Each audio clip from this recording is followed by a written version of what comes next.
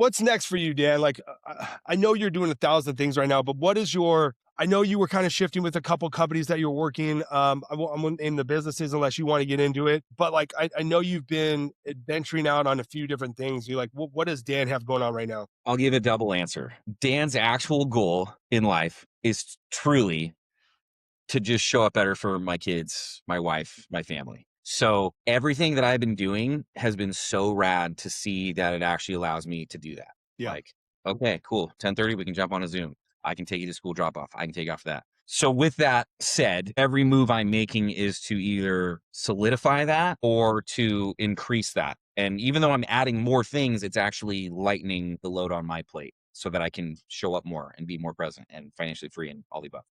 So we're still doing IBEX, consistently just talking to people in the DMs, bringing on new clients, a bunch of different, from the cheap monthly $25 a month, you get an app to sure work with me one-on-one and it's thousands.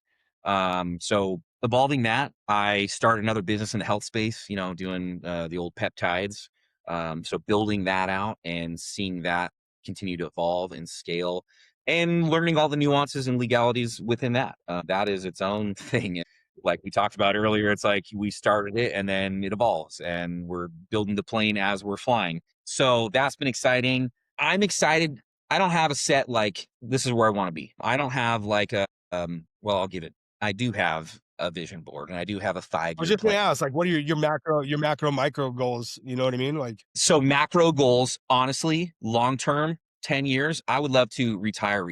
Like stuff is either just passive income, real estate, etc., where yeah, you're still having to do some property management, but I'm just living life. I could never actually retire because I just need a purpose. I need things to do. So I still would want to have things set up, but I would love to not have to come sit at the computer for 5 hours a day, 6 hours a day, 12 hours a day.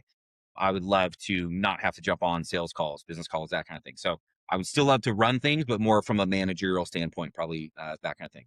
But we're talking macro, yeah, 10-year goals. The micro goals continue to, boy, it sounds cliche in my head, but it's honestly like just to really help keep getting people healthy. I look at it way more, I operate kind of differently with my clients. I'm not the coach that's like, you failed because we didn't hit these macros for I don't even harp on people. It's usually like, why? What happened?